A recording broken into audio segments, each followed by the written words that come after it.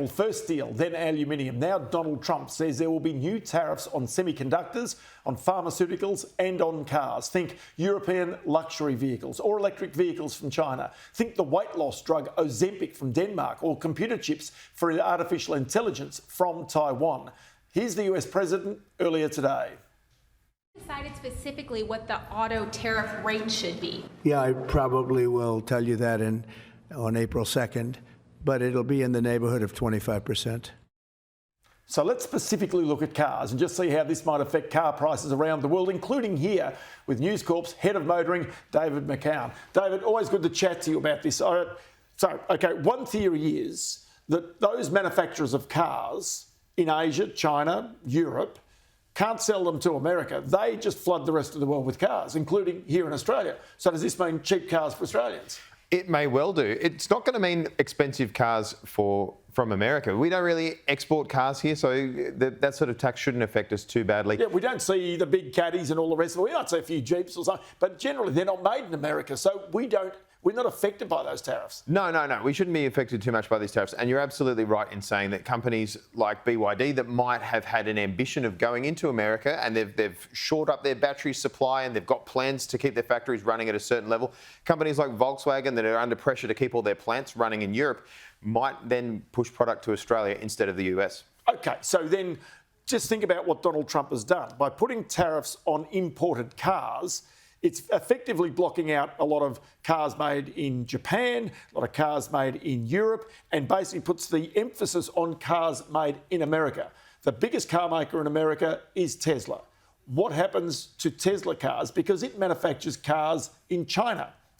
Yeah, so Tesla makes cars in America for America and in Europe for Europe and in China for Asia, including Australia. So this is really great news for Elon Musk. And I wouldn't be surprised if he's been in the president's ear here to make sure he gets a good deal on cars coming through, because it means that they're not really going to have a lot of competition coming from overseas, only from internally within the US, companies like Ford and GM and Dodge as well. So does this mean really that for the EV market, where China is dominating the world supply of electric vehicles, including here with BYD and with a whole bunch of other brands coming into the marketplace, that they're trying to lock those EVs out so they can get the changeover in the fleet in America sourced from American plants?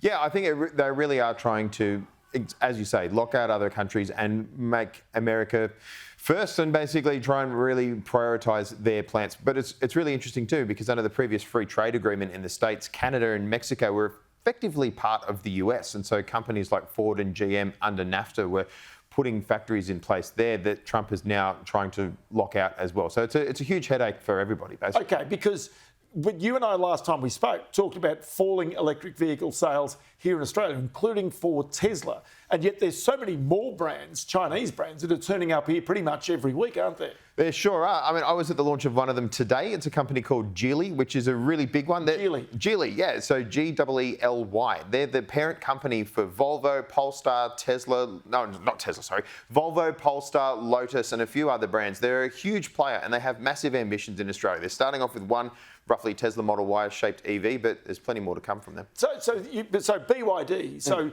but they aren't just one brand. There's a whole bunch of other brands that come under BYD, aren't there, as well? Yeah, there are. They've got another one called Zenvo, which if BYD is Toyota, Zenvo will be their Lexus, and they're going to bring in those as well, sort of a premium BYD product that'll compete with the likes of BMW. There's so much going on here. And yeah, it seems like every week there's another Chinese brand launching. So where does that leave European car manufacturers and also Japanese car manufacturers? Because I noticed that the merger between Honda, the second largest, and Nissan, the third largest in Japan, suddenly just kaput in the past week. It's looking really dicey, yeah. So just before Valentine's Day, the couple that everyone was really excited about split up and, there was a few tears, things like that. But it looks like they might even be back on again. There were some reports today that Honda has said that they will come back to the negotiating table with Nissan, but only if the CEO of Nissan, Makito Yoshida, steps down, which is a pretty big call to make, to basically say, we'll only talk to you if you get rid of the boss. It might be on, it might be off. It's certainly this American. But even Nissan and its own ownership, that's a complete nightmare in the past, of course, with Ghosn and the whole departure from Japan and so forth. Oh, absolutely. It's a really messy saga for sure. That's good. All right, so bottom line here in Australia, we're getting cheaper cars or we're getting more expensive cars as a result of Donald Trump's policies? I think cheaper. I think you'll see more competition coming in. As we've got all these Chinese brands, they keep pushing the prices down. Tesla has to keep slashing its prices to account for the BYDs and whatnot that are coming through. If companies can't export their cars to the US, they will turn to Australia. I think that means good things for us. I'll tell you what, if we've got cheaper cars coming, that means a bit less inflation, maybe a few more interest rate cuts as well. Hopefully. David McCowen, many thanks for your time. Thank you.